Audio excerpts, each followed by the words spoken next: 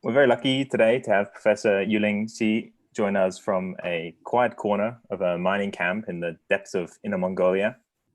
Yuling is a professor and leader of the Economic Geology Group at the University of Science and Technology, Beijing. She completed her PhD at China University of Beijing and has since worked on a variety of different deposit types around China, Mongolia, also in South America, mainly through fluid inclusion studies.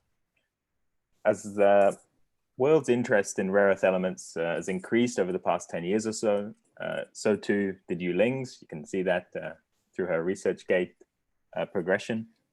And she's emerged as one of the leading researchers studying the genesis of rare earth element deposits in China, especially those related to carbonatites, including the giant Bayan Obo and Mao Ping deposits, which provide a very big chunk of the world's rare earth element supply. Some of you might have worked with Yuling while she was a visiting professor at CODES at UTAS in 2007. And anyone interested in China's rare earth element resources will have read her review papers in Reviews in Economic Geology and SEG special publications.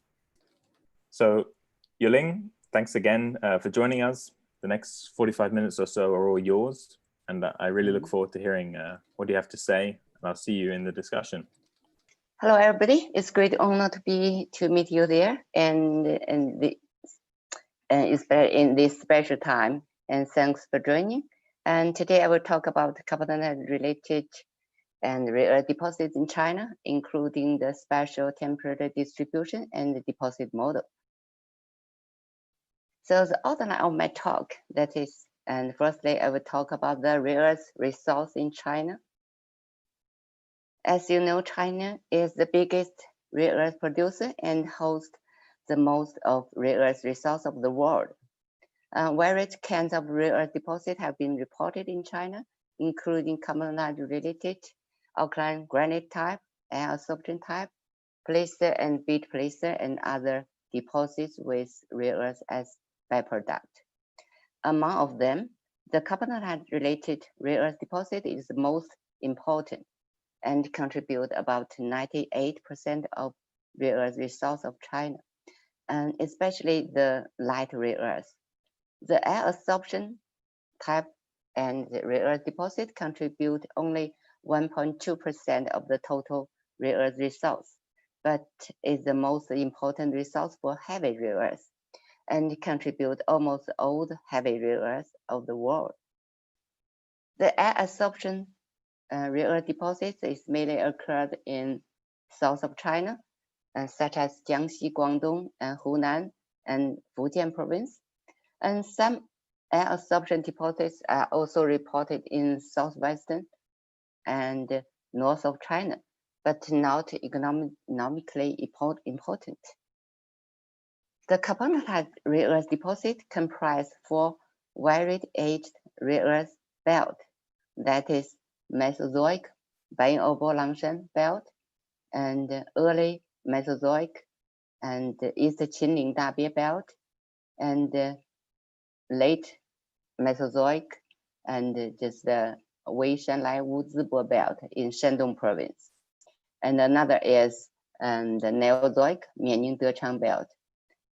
The key deposit in this belt is the most famous Bayan Obo, and this is Mao Ping, and this is Miaoya, and this is in Chishan. And this 4 deposit is the first and largest rare earth deposit in China too.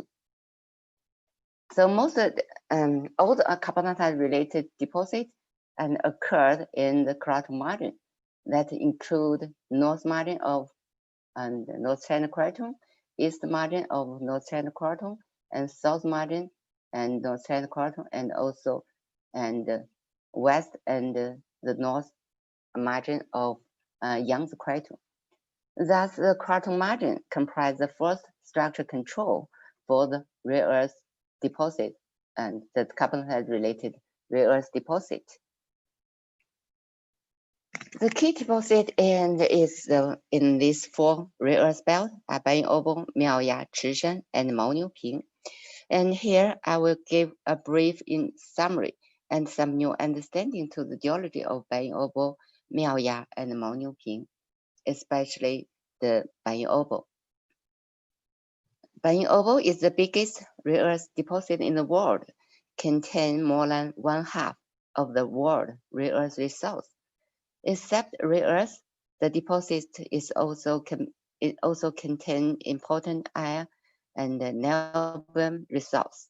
The deposit is first discovered by Mr. Ding Daoheng in 1927 as an iron deposit, and the rare earth got recovered in 30 years later.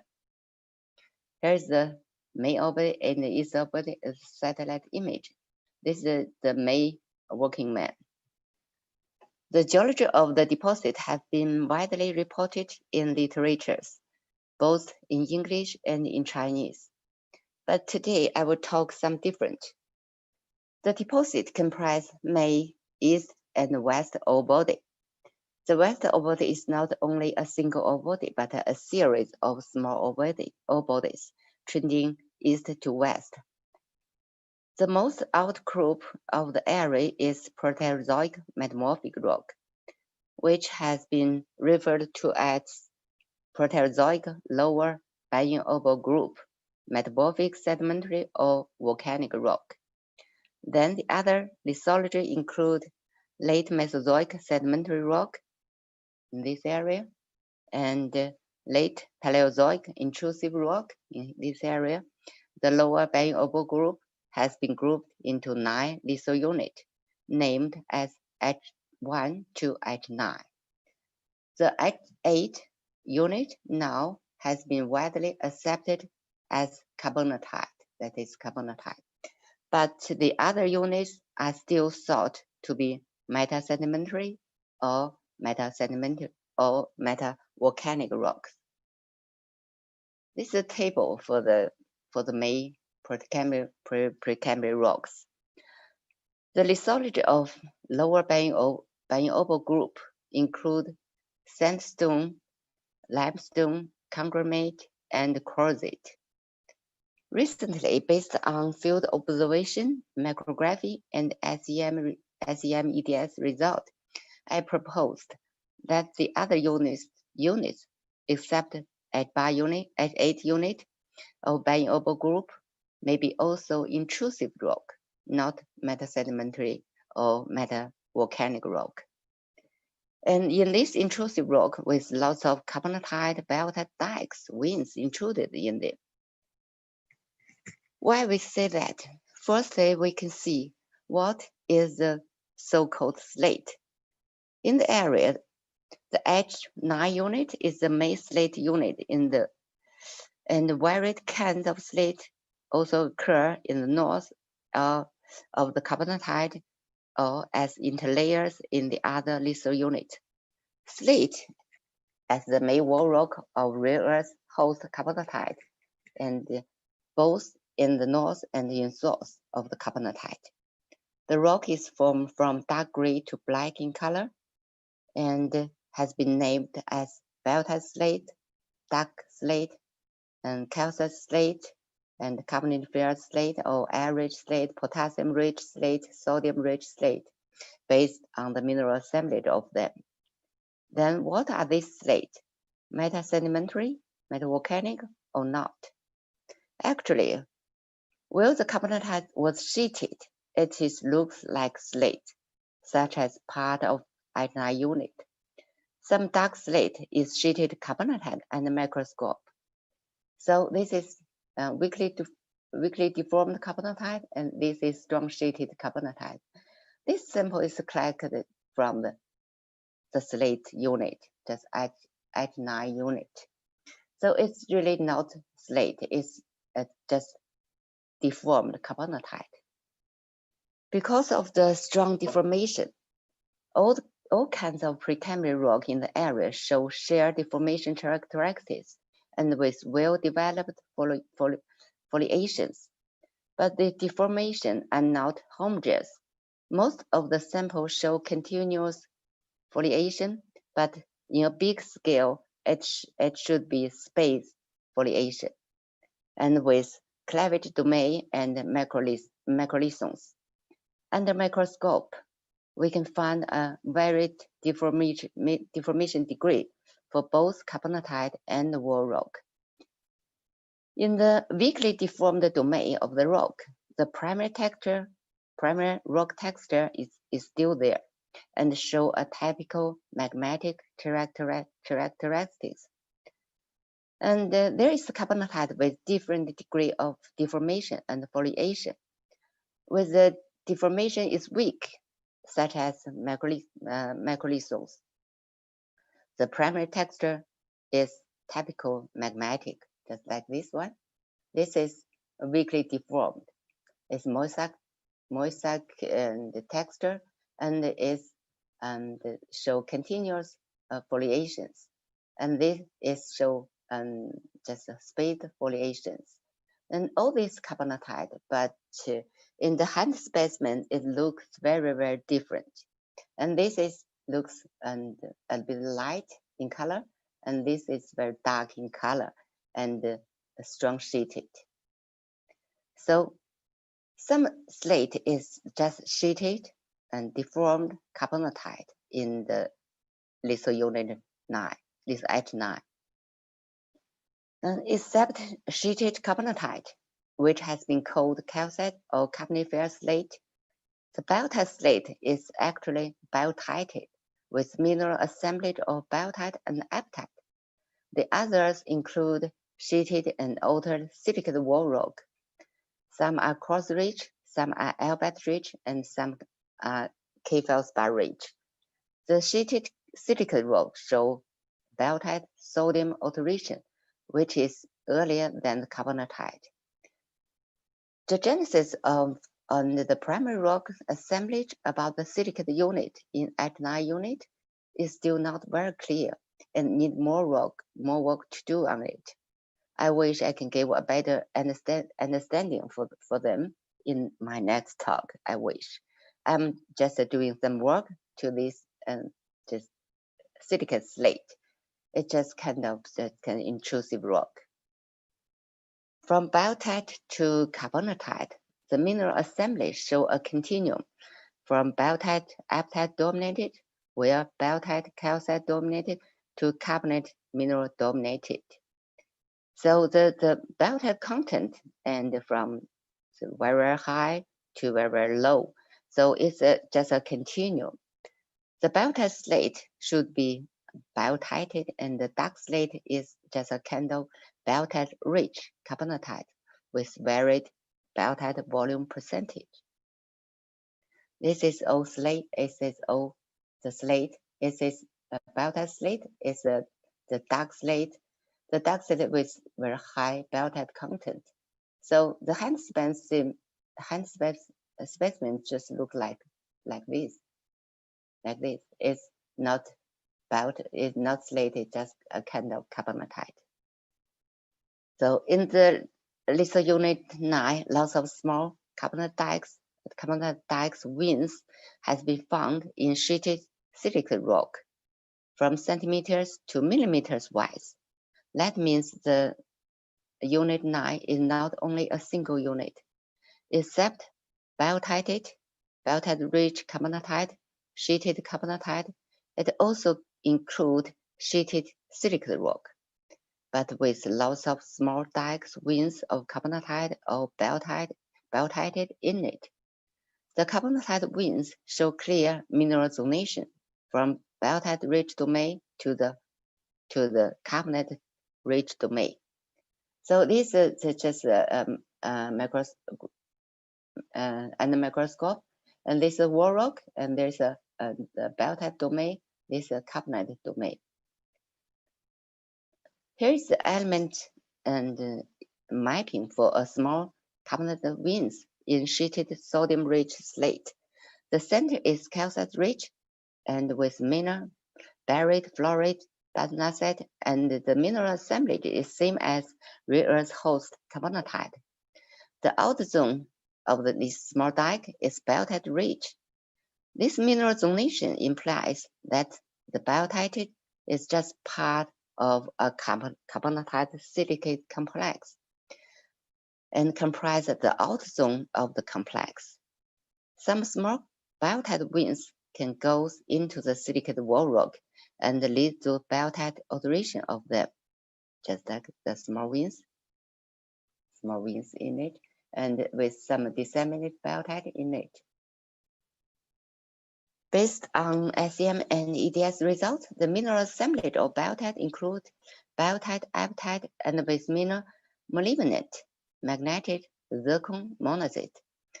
The carbonate melt inclusion can be found in magnetite, apatite.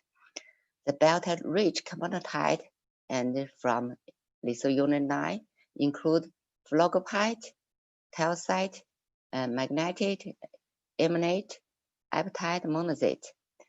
The mineral sequence show early biotite or phlogopite, following by apatite, magnetite, and calcite. In the biotite-rich carbonatite, the magnetite occur along the boundary of the phlogopite, just like this, and in the carbonated domain, or occur as euhedral shapes in the carbonate-rich domain. The mineral sequence and the mineral assemblage show a typical kind of magmatic origin, but not metamorphic or sedimentary. The rare earth-rich carbonate melt inclusion can be also found in magnetite. So that means the carbonate domain is just the residue carbonate melt with the crystallization of magnetite. The mineral assemblage and the rock texture and of this rock and imply a magmatic origin of the rock. The rhenium and the osmium age of the biotite is 1.4 gillion years, which is same as carbonatite, also imply a genetic link with carbonatite. I think the rhenium osmium is just from the molybdenate of them. The molybdenum is a typical magnetic or magmatic hydrosomal mineral and never found in sedimentary or metamorphic rock. So I think this is one of the important evidence for magmatic origin of this rock. If the slate is not sedimentary, then how about the other litho unit, such as the conglomerate, the sandstone, and quartzite? Here is a sample of the conglomerate and sandstone from north of the main ore body. The contact between sandstone and the conglomerate is irregular, not like sedimentary layers. Some conglomerate occur as irregular veins intruded into the sandstone like this. So in the field, the feldspar in this kind of rock looks very strange, not like normal classic rock. Often occur as euhedral shapes and looks very fresh. That makes me thinking if this is really sedimentary. So based on this, and I do some SEM and microscopic work. And the microscope, the conglomerate show granite, deformed granite to mineralized granite texture. Even in the same slice, the rock texture is varied much.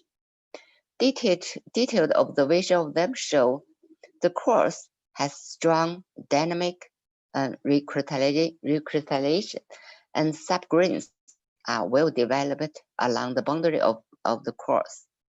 Some quartz show vivid extinction, imply a ductile deformation of the rock. The same sample can have a continuous change of the rock texture from strong mineralized to weakly deformed. So this shows the continual change. This is weakly deformed, just with some dynamic recrystallization of the quartz, and the K-feldspar is euhedral K-feldspar, and this is a little bit strong deformed, and this is just mineralized, so very strong ductile deformation, and often This kind of rocks often occur in the shale zone. So this is a sample from unit 1. Is conglomerate. The feldspar is euhedral. Look like this is euhedral feldspar, and this is euhedral feldspar, and this is also feldspar. But in the cores, and the show and strong dynamic recrystallization and subgrains at the margin of the cores. This kind of relationship between feldspar and cores indicate a magmatic rock, but not metasedimentary rock. Then we move to the sandstone.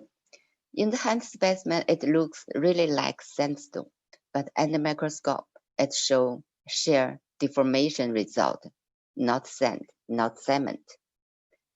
Subgrain and subgrain rotation recrystallization developed around the cores. The fine grain part in this kind of rock is not cement, but subgrains and subgrain rotation recrystallization result. So these two samples just in this sample just looks very like sandstone, but when we look closer, and we can see the green part, the fine grain part is just a kind of recrystallization, dynamic recrystallization. This kind of rock and often occur in shale zones. I'm not macro tectonic expert, but I wish I can do some more work to give more understanding, to better understanding to this kind of rock. Both and not only the rock texture looks like not like metasedimentary rock, and also the inclusions in the rock. And the rock and the texture show, and just like the deformed granite, show continuous change. This is weakly deformed and strong deformed and mineralized, and all this kind of rock is just same kind of the litho unit. This sample all from the list one litho unit, and even in one sample. The melting inclusion and zircon and always occur in the cores, and rutile needle and extrusion can be found in this kind of cores. And that means the cores have high titanium content. High titanium content indicate a high temperature. So this is melting inclusion, melting inclusion, melting inclusion, and the just a native crystal shaped at its primary melting inclusion. And this is also indicate a melt and magmatic origin. This is zircon, and in the cores, this is a rutile needle. And also the other minerals include the K-feldspar, quartz, zircon, apatite, monazite. And all the zircon show euhedral shapes. I have tested more than 100 zircon in this kind of rock. All of them is euhedral, not like the data zircon. So all the and the others are just like apatite, monazite is always show euhedral shapes. So this means this kind of rock may be magmatic, and the apatite is always fluoroapatite and not the other kind of apatite. The CL image of the zircon show magmatic zircon character with inherited core and the outer zone of the oscillation zonation in the outer zone of the zircon. And this is typical magmatic zircon, not metamorphic zircon. And this some zircon looks like a rounded, and actually is not data zircon, not the polish, and that's like it grows like this because the zonation is looks rounded too. So the zircon should be magmatic, and the dating, the age of this zircon, and means intrusive age. So the previous research have do some uranium the dating to them. It's about 1.9 billion years. Then we back to this table again. So based on our result, the H1 and H2 unit should be mainly intrusive silicate rock and granite and maybe quartzite, and H3 should be sheeted carbonatite, H4 is altered and quartzite, and H5 should be mainly carbonatite as well. And H6, H7 are mainly intrusive silicate rock with carbonatite or biotite dye within them. H9 include biotite rich carbonatite, sheeted carbonatite, and silicate wall rock. So the genesis of so-called Beijing oval need to be evaluated again, as well as their tectonic siting, not like in the private publications. Except Precambrian carbonatite, the Paleozoic granite rock in the area occur in south of the area, and the intrusive rock in the area also include lots of dikes, including mafic dike, alkaline silicate dike. And I didn't do much work for this kind of dikes. They just find lots of the different dikes into mafic and alkaline. And so I think I cannot give more detail about this kind of dikes. I wish I can do some work for these dikes, for the age, for the intrusive sequence and their origin, tectonic sightings. So not this time. So we move to the mineralization of the deposit. The mineralization of the deposit include rare earth and niobium, massive IO and disseminated air with disseminated rare earth, banded air, and rare earth and O as main O types, as well as subwing and stockwork rare earth O's. Here is the banded O and O specimen and the microscopic photos, and both in the open pit and in the drill core. And here is the rare earth veins, which cross-cut the banded O, or sometimes parallel to the foliation or mineral band. That means this vein style mineralization is later than carbonatite, and so this cross vein is a florid vein with and the basnasite in it. This is the veins, rare earth veins.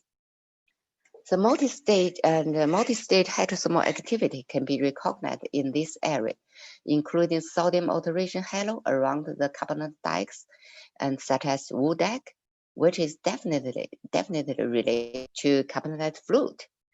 The mineral assemblage is characterized by advosonate and also biotite alteration. And biotite alteration are also well developed in the silicate wall rock of H9 unit and H9 unit and around the H8 unit, especially when the biotite or biotite-rich carbonatite dikes veins intruded in them. So this photo one is just the sodium alteration around the wood dike is a carbonatite dike, and they say in the litho unit 9 as the biotite alteration. So this two kind of alteration is the first stage of alteration in this area is related to carbonatite and the intrusive. The second stage alteration occur as veins cross-cutting the banded O and the foliation. So which means is later than the shear deformation of the area. The mineral assemblage of the veins include albite, advosonate, ilmenite, pyrite, fluorite, and basnasite. The cross-cutting relationship implies a post-carbonatite heterosomal activity. The basnasite in situ tusim lead age from the rare earth veins is about 274 million years, which is similar to the age of granite rock in south of the deposit. Thus, the Paleozoic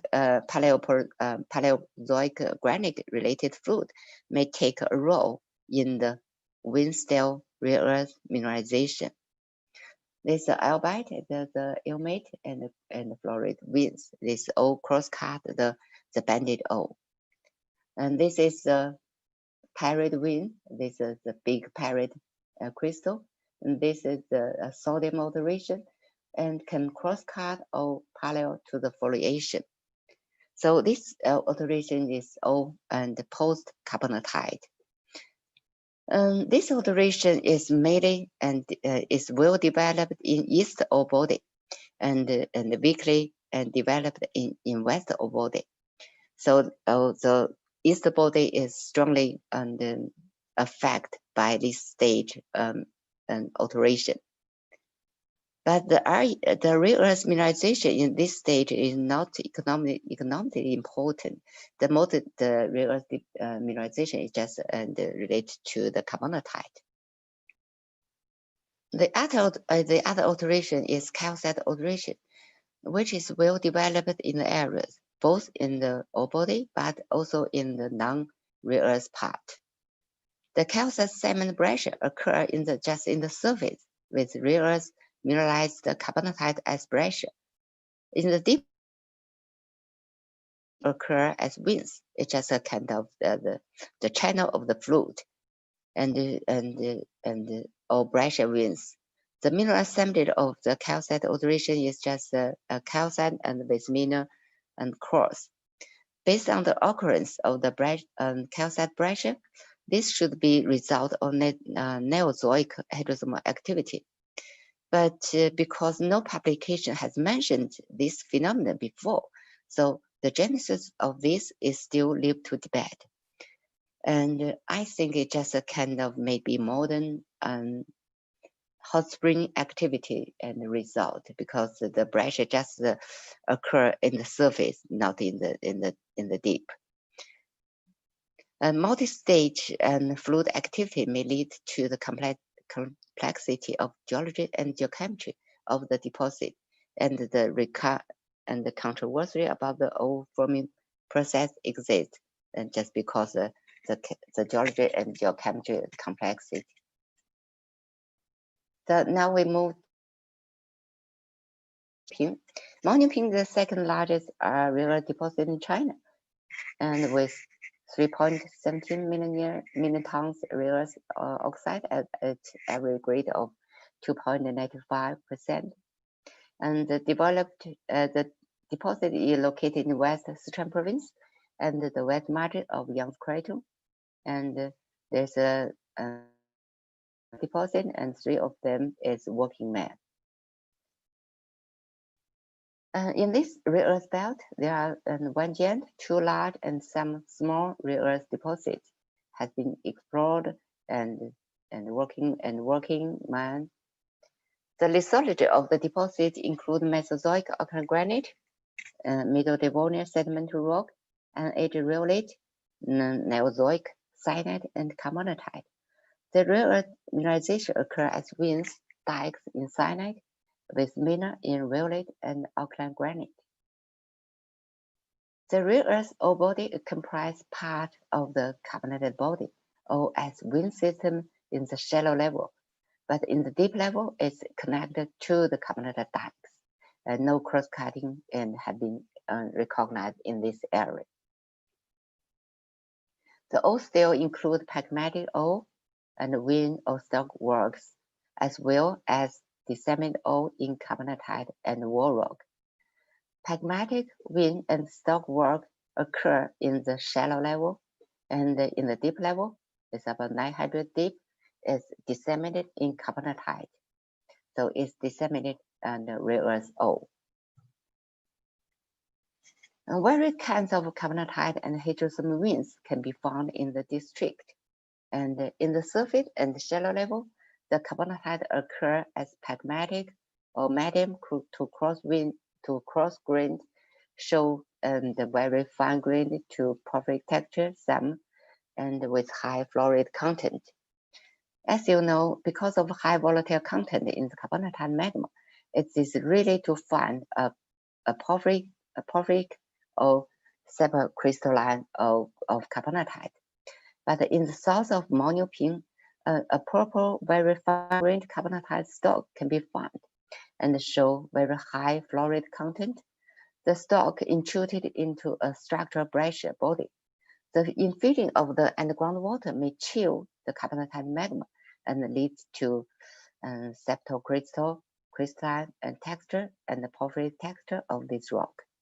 This carbonatite is extremely enriched in strontium, rare earth, and fluoride. The rare earth content can be up to 2% of them. So this the mineral assemblage is similar to the rare earth veins.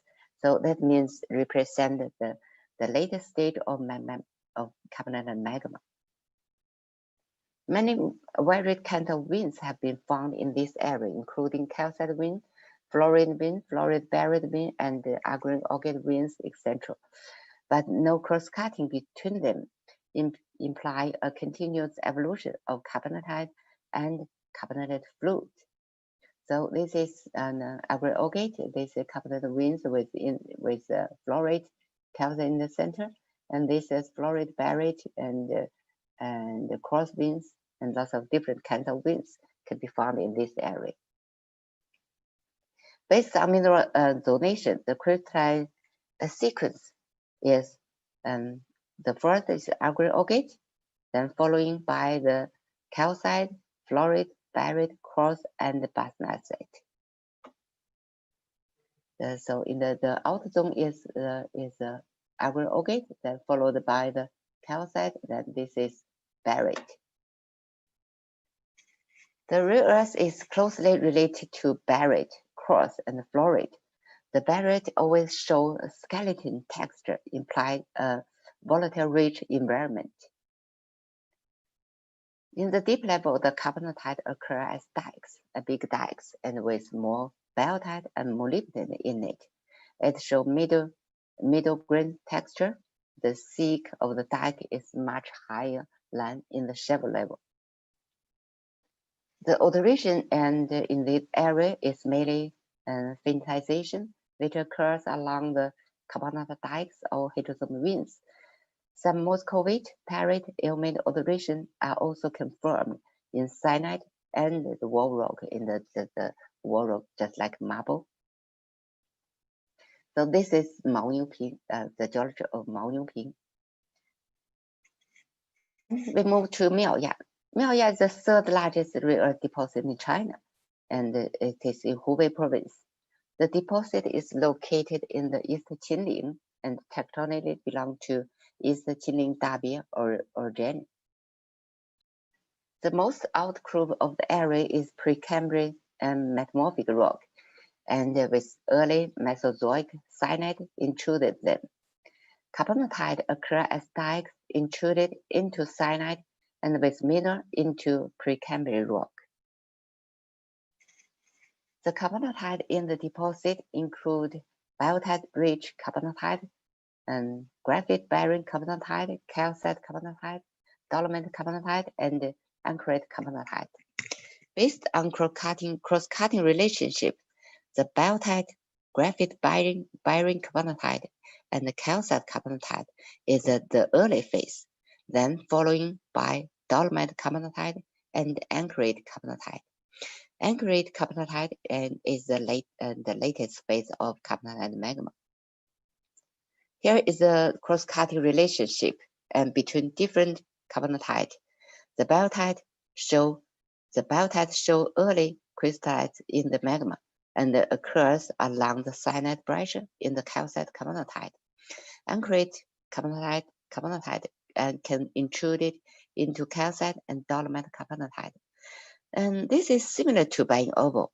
Beijing opal is also show biotite and crystallite and earlier than the calcite and the other mineral. The rare earth mineralization occur in carbonatite or altered wall rock with heterosome veins, such as buried fluoride calcite veins and buried fluoride cross veins. The rare earth mineralization occur both in magmatic stage and in heterosome stage. Based on the geochemical result, the early phase of carbonatites have lower rare earth content and with dominant rare earth mineral of allanite and with some parasite. The anchorite has highest rare earth content but small scale and with basanite as dominated rare earth mineral. The altered wall rock with heterosome veins in them is the most important rare earth mineralization in the deposit, and with Carbonatite as dominant rare earth mineral. So the dominant rare earth mineral and changed from allanite to Carbonatite.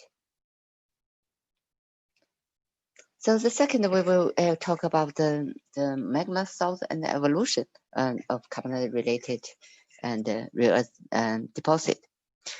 As we know, carbonatite is a typical mantle magmatic rock.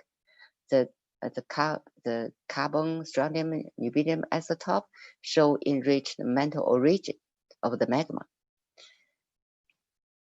The strontium rubidium isotope implied enriched mantle for most of the rare earth host carbonatite, and just as in Maoniuping, in Chishan, and Miaoya.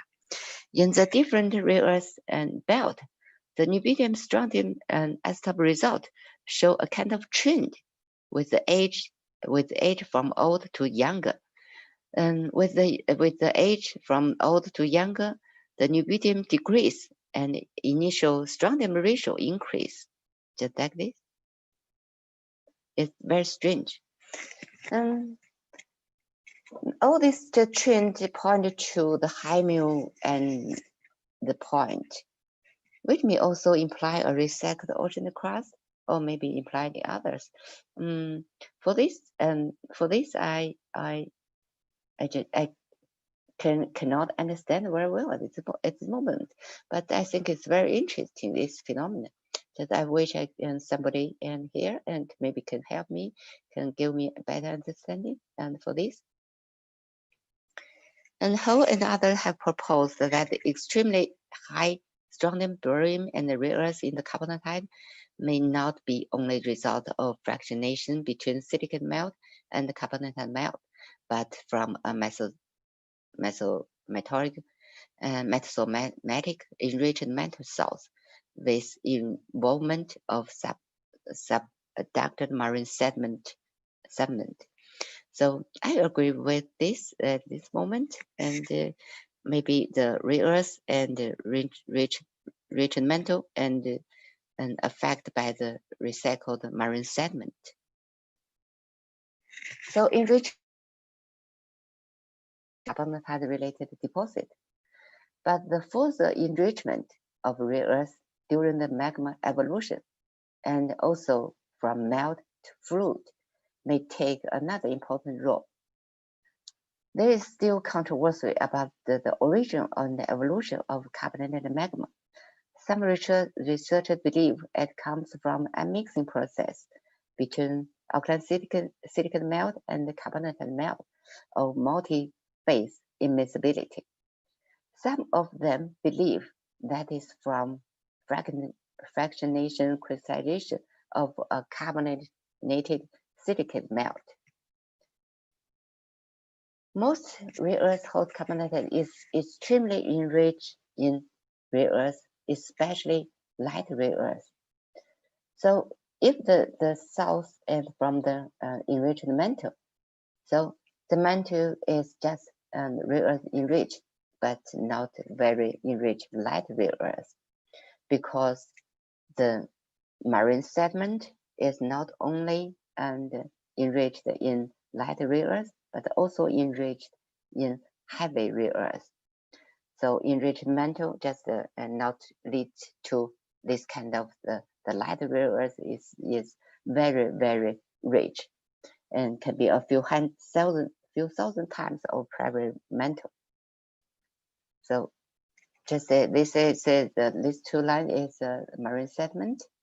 So marine sediment is not only rich in light rare earth, it's also enriched in heavy rare earth. So this subduction related to enrichment maybe can enrich not only light rare earth, but also the heavy rare earth. It cannot interpret the carbonatite, the strong light rare earth enriched characteristic. So how about the partial melting? The partial melting of the mantle can fraction the rare earth between light rare earth and the heavy rare earth, but not much. So this cannot and not better interpret the extremely light rare earth character also. The evolution of carbonatite magma may take an important role in rare earth enrichment, such as immiscibility and fractionation, crystallization, and of the carbonatite melt. During immiscibility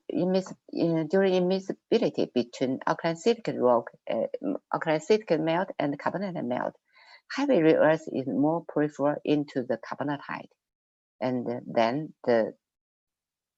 in the silicate rock. So it cannot relate it to light rare earth enriched of carbonatite. How about the mafic melt and carbonatite?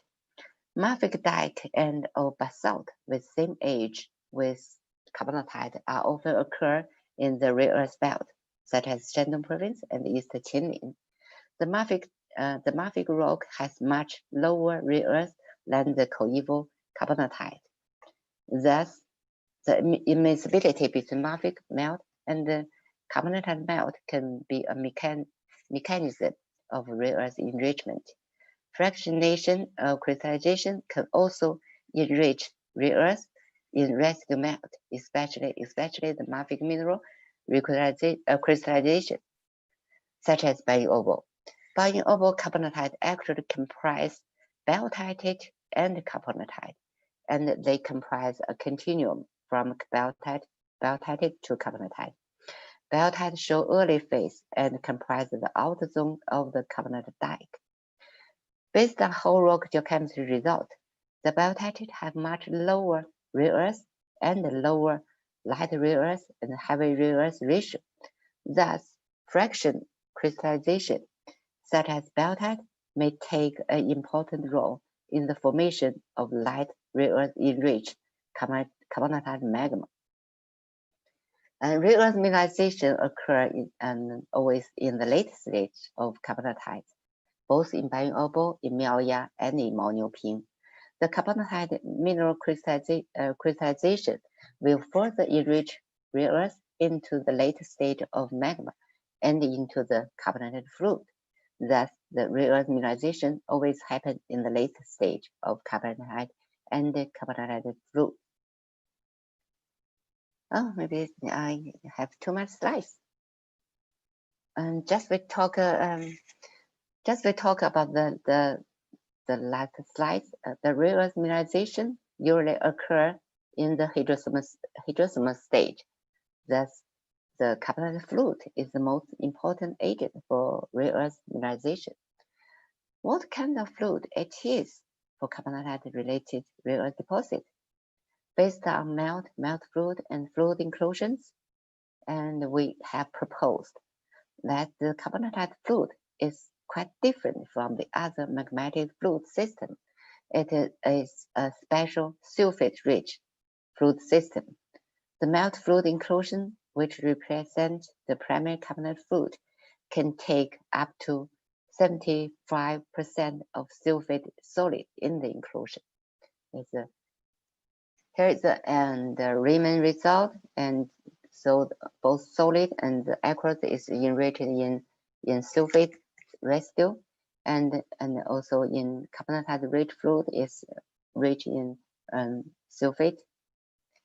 And this is the SEM, and this is the Riemann result, and this is the SEM result for the melt fluid inclusion. It show sulfate rich characteristic. This SCP mass result is also show high sulfur content, and with lots of different ions, just like potassium, sodium, magnesium, and with very high strontium, barium, and rare earth in the fluid. And this is the FIB SEM result, and to a kind of sulfate melt fluid inclusion, it contains dominated sulfate solid, needle-like sulfate in the aqueous part, and also contain rare earth mineral, sodium salt, and carbonate mineral. The mineral assembly is similar to the rare earth veins in the area, so it's responsible for rare earth mineralization. Here's the heating process for the melt fluid inclusion. While heating, the sulfate solid phase can melt, and with the temperature increase, the sulfate melt can dissolve into the aqua phase. This is the melt, is the bubble is a sulfate melt, then dissolve into the aqua phase. So that means that this fluid can have very, very high sulfate solubility. So that is very strange because most the sulfate has very, very low solubility, not so high. And with the temperature and increase, the solubility decrease. So this kind of enclosure is very, very strange.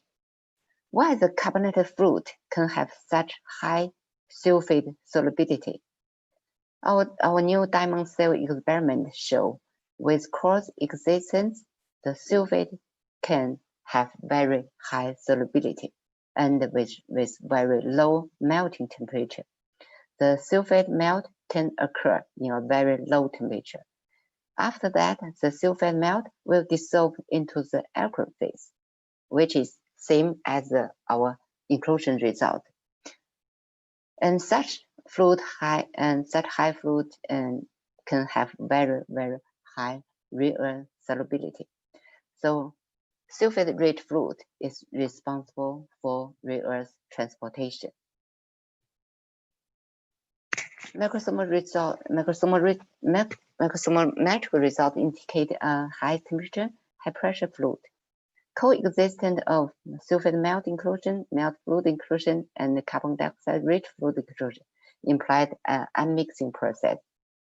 So, just like the short movie, and if we reverse this process, and we can find the sulfate melt can exhaust from the aqua phase. This and the unmixing process will effectively decrease the sulfate content in the fluid and lower the solubility and of the rare earth. Our LAICP mass results show from primary carbonated fluid to later carbon dioxide rich fluid, the calcium and the potassium ratio decrease about more than maybe 10,000 times. And that means, and during this evolution of the fluid, the rare earth mineral have precipitate. So the unmixing process of sulfate melt may be the main mechanism to lead to the rare earth precipitation. So that's the question is, if the rare earth related carbonated fluid is sulfate rich, so how about the other deposit? My answer is yes, because barite is main mineral in all kinds of carbonated related rare earth deposit, and barite is closely related to rare earth mineralization in all the rare earth deposit. Sulfate daughter phase have been reported in Beijing Oval, Chishan, and other rare earth deposits, and sulfate melt inclusion recently found in Beijing Oval too. So this is the Beijing Oval is a primary and fluoride, and there is some primary melt inclusion in the fluoride, and the inclusion and is enriched in sulfate, and it's a kind of melt inclusion. We can, and the Raman result can find some sulfate in it, and some multi-phase sulfate and melt inclusion we can also find in the fluoride of from Beijing Oval. So based on the spatial distribution of the rare earth belt, the key deposit geology, geochemistry results of the carbonatite related rare earth deposits, and we propose the rare earth deposit model. So the model is the craton margin is the first structure control, and the enriched mantle is the source of carbonatite and magma. which has underwent subduction related melt or fluid metamorphism, and with recycled marine sediment involvement. Immiscibility between silicate melt, especially the mafic melt and the carbonate melt, and also mafic mineral and fraction crystallization, such as biotite and apatite, and just as the organic agate, lead to rare earth enrichment of carbonate magma. The carbonate mineral, such as calcite, dolomite crystallization, further enrich the rare earth in the later stage of the carbonated magma or in hydrothermal fluid. The carbonated fluid, which is related to rare earth mineralization, is special sulfate-rich fluid with high rare earth, barium, strontium, and carbon dioxide. Sulfate is the main agent for rare earth transportation. Sulfate melt exclusion from the fluid effectively decrease the sulfate content in the fluid and the ability of rare earth transportation, thus lead to bulk rare earth precipitation. The unmixing process occurs in a limited temperature, just from 300 to 445 degrees Celsius, and the unmixing happens in a short time. Thus, the evolution of carbonated fluid is so fast, so that prevents the fluid and long distance transportation. So all the rare earth mineralization occur in or proximal to the carbonatite, and no distal mineralization have been found in the world. The rare earth mineralization occur in the late stage of carbonated magma or hydrothermal stage. Thus, the shallow level of the carbonatite system have good potential for rare earth. With depth increase, the mineral assembly varied and the rare earth mineralization decreased also. For Beijing oval and the model not included in the center air massive air zone, and around it is banded and the rare earth and the air zone, and the outer zone is the dolomite zone. I think maybe also include another biotite zone and the deck swarm zone. So this is the normal carbonatite we know, and here is, I think we should add a biotite zone in the outside. Then in the other side, in the both sides, we have lots of the carbonatite or biotite diked into them. And all the wall rock is not sedimentary or metavolcanic rock. It's just a private intrusive rock.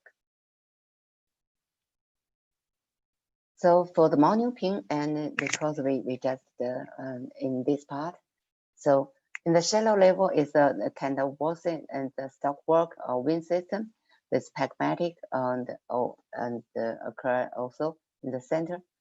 And in the deep level is a kind of disseminated carbonatite, and the carbonatite get a bigger scale. And in the outer zone of the carbonatite, and we can find lots of the carbonated cement breccia body. So just like this, it's a different kind of the rare earth mineralization still occur in different level. With the deep and with the depth increase, and the rare earth mineralization and decreased, and the mineral assembly changed.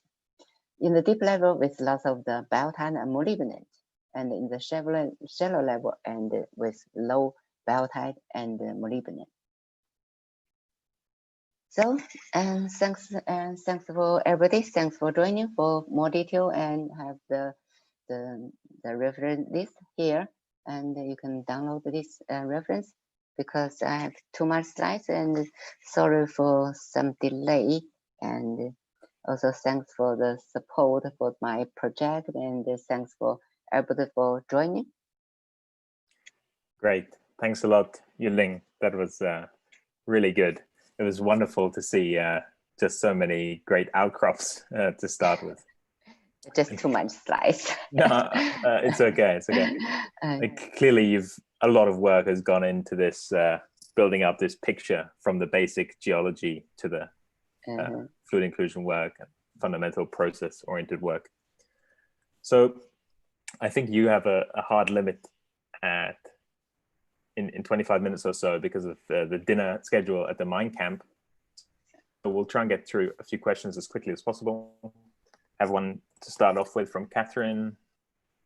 I'll unmute you, Catherine, and you can ask it yourself if you'd like.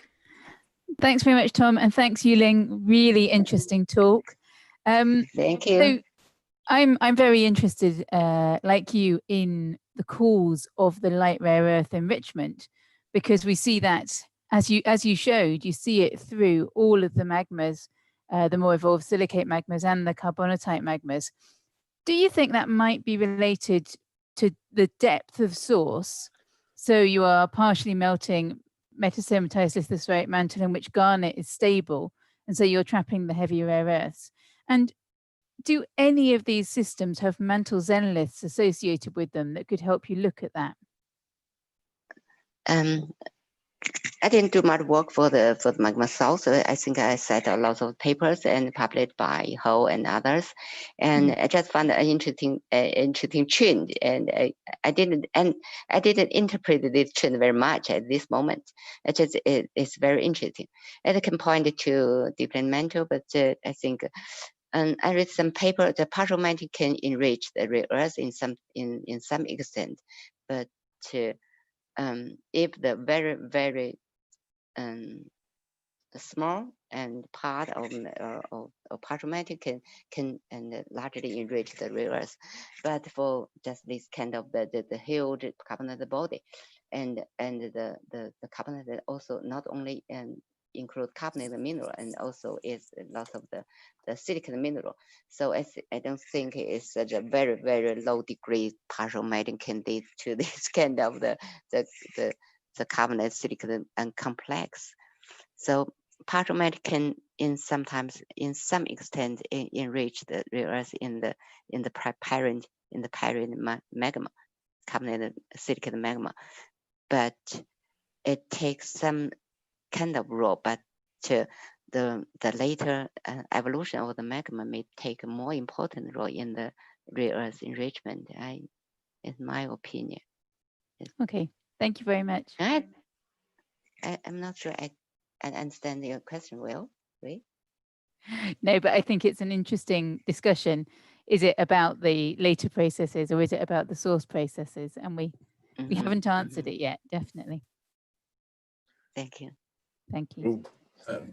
We have another question for you coming from Dr. Irfan Ali Zadi, and he wants to know if there's any fluoroapatite minerals associated with the bastonosite. Yeah, and in monopin, not much apatite there, but in the deeper level we can find some apatite, and we can find some apatite but we can find lots of apatite in buying oval, but not in the main rare earth part, but just in the apatite biotite part, just biotite with very high apatite content.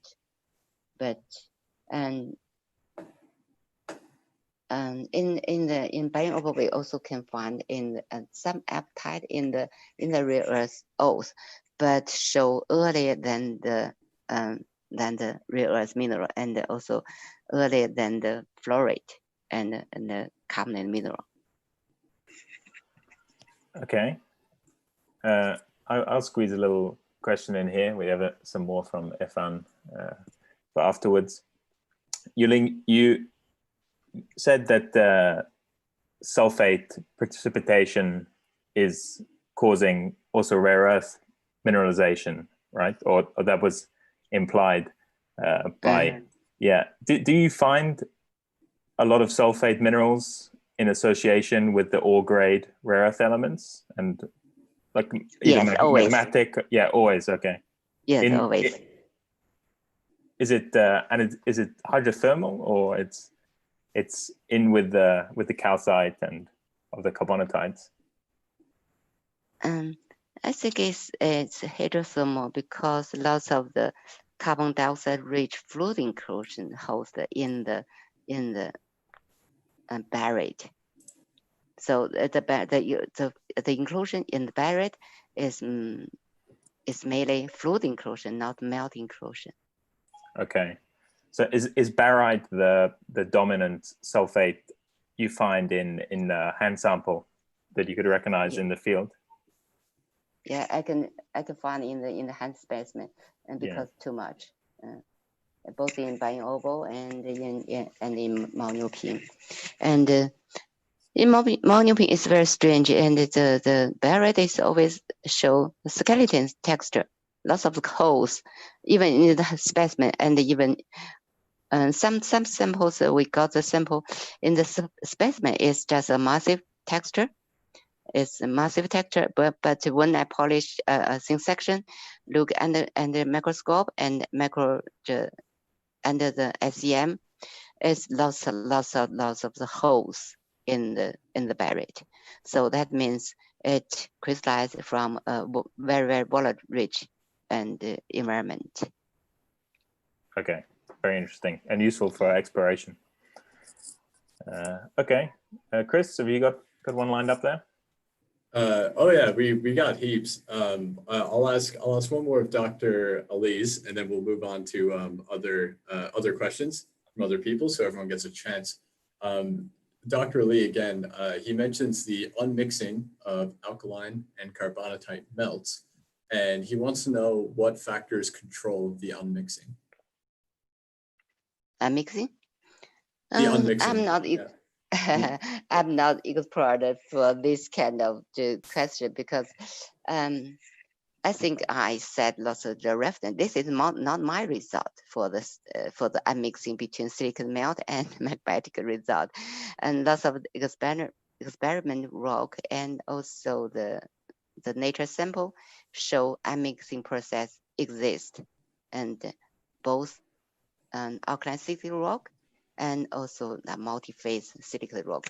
I think lots and also there's a phenomenon is it can support this unmixing process because just like most of the carbonatite have and coeval silicate alkaline silicate rock there. So this is just a geology evidence for the unmixing process. And I think this unmixing and also supported by experiment work by the other researchers. And for the mafic and a kind of the phosphate melt unmixing, they just I think I just read from a paper published in last year in Nature. I think in Nature or Geology. I think it's in Nature, and it just found lots of the immiscible bubbles in the basalt in the kind of volcanic rock. In the volcanic rock, with lots of the bubbles, some is carbonate mineral dominated, and some is alkaline silicate, and some is mafic in composition, and some is phosphate and iron and in composition. So he proposed a multi-phase immiscibility. I totally agree with that because I found lots of some sample from the mafic dikes and or the basalt. I found lots of the globe, the carbonate globe in the just a kind of debit dikes. And at this moment, I just do some ICP math to this kind of globe. I think it's a mixing process. It's a mixing product. Yeah, there's I think there's a lot of research going on around mixing, not only for carbonatites, but also people who look at iron oxide apatite deposits and stuff like that. We had John Hanchar and other researchers talking about it. It's the same idea, I guess, but they look at iron melts as well. So it is an exciting area where people are doing stuff for sure. Who's next, Tom? There's a short but interesting question here from Dr. Santanu Bhattacharjee. I'll unmute you, Dr. Santanu, if you'd like to ask the question yourself. I just wanted to ask whether there is any niobium associated with this mineralization, and if so, what is the timing? And for nitrogen mineralization, I think, in my opinion, and for Bayan-Obo and Miaoya have economically niobium mineralization, but not in Maoniuping and Chishan in Shandong province. Excuse me. And this Bayan-Obo and Miaoya occur in just a kind of continental margin rifting environment, but Maoniuping and Chishan is controlled by a strike slip fault. So maybe a different tectonic setting and have different evolution of the carbonate magma and lead to different mineralization of the rare earth and also niobium. And because niobium but I'm not very clear at this moment because when that is my previous understanding for the niobium mineralization. But recently, and when I work in the Bayan-Obo, I found the most niobium mineralization and occur in the eastern ore body and the eastern of main ore body. In this part of area shows strong post-carbonatite alteration that is related to the granite rock. So I can't understand very well at this moment. Sorry for that. And in my previous understanding, I think it may be a different tectonic siting control. But at this moment, I think I need to re-evaluate to understand the niobium mineralization in Bayan-Obo. What caused the economically important niobium mineralization? Why not in west ore body, just in east ore body? That is consistent with the later state alteration. But this is not final. That's not the final and answer, I think. I need more work to do. This niobium question also came up with Charlie Beard's talk on alkaline rare earth deposits because it's an interesting element for discerning this tectonic setting, right? In the marine sediment metasomatized subcontinental lithospheric mantle model, perhaps we would expect negative niobium tantalum anomalies relative to primitive mantle. But yeah, we'll keep going on because we have another very interesting question here from Dr. Saeed Zahid Shah. Can you unmute him there, Chris? Yeah, ask and unmute him right now.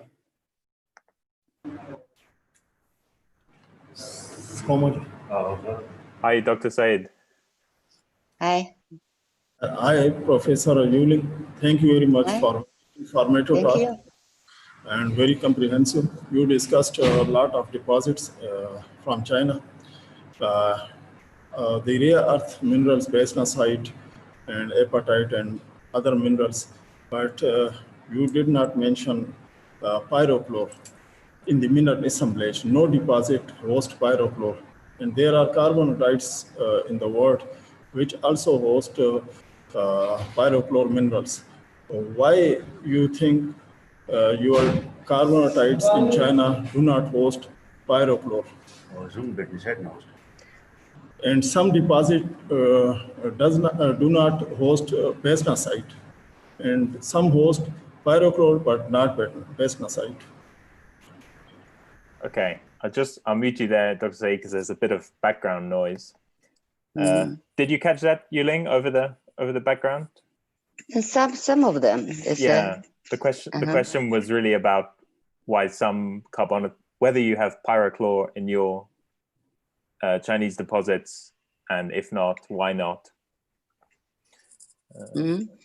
I think have some parallel too, and just not always. And I think in the heterosome state, is the rare earth mineral is mainly bastnasite with some calcium bastnasite, but in the deep level, I think the rare earths occur as silicate mineral, just like chlorine and alunite.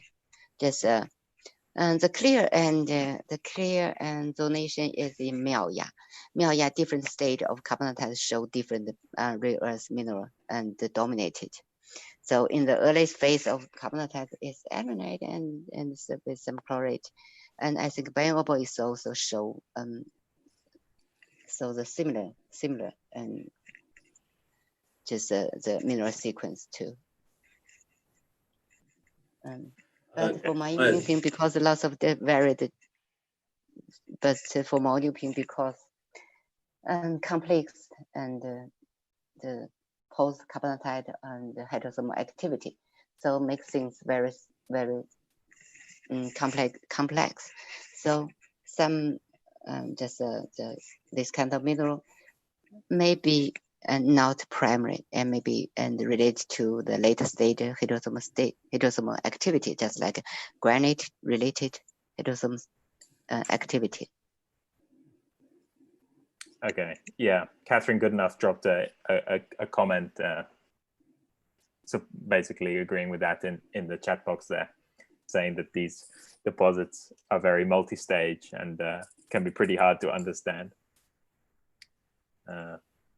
Sounds interesting. Okay, Chris, we've probably got time for one more question. Do you have any there, or? Yeah, I have one. I know that you need to go get dinner in about 5 minutes, so we'll let you off the hook soon. I have a question out of curiosity. There's the vertical zonation of molybdenite, where molybdenite is at shallow levels in the deposit and not so much at lower levels. Do you think that's related to the exsolution of sulfate from the rare earth fluids? Because you mentioned sulfate having to exsolve in order to make rare earth elements drop. Does that sulfur then maybe help form molybdenite at shallow levels in the crust? Is that why it's only in the shallow levels of the deposit, or is there something else? Molybdenite. Molybdenite? Yeah, molybdenite. Molybdenite, yes. And I think molybdenite is a kind of the high temperature and the mineral. And I think it's in the carbonatite, it's mainly occur in the magmatic state, not in the heterosome stage. In most carbonatite, and molybdenum just occur as a primary mineral in the carbonatite, not heterosome, not in the winds, not in the heterosome stage. So, and because for the rare earths and most and more enriched in the later state of carbonatite or heterosome state. So in the shallow level, and there's not much molybdenate. In the heterosome veins, I never found any molybdenate, and in the monopin, not much molybdenate. But in another deposit, because it show a big carbonate dike, lots of molybdenate, and also in Beijing, just I can find molybdenate in the outer zone of the carbonatite dike, not in the center zone. So I think molybdenate is just big and not related to the sulfate solution. It just crystallized in the magmatic state, but sulfate just prefer to into the later heterosome stage. I think. Okay, then I think we'll let you run off to dinner, and I'll run off to breakfast. Thank you very much, Yuling. That was really enlightening and just nice to see all those great outcrop pictures more than anything. Thank you so much.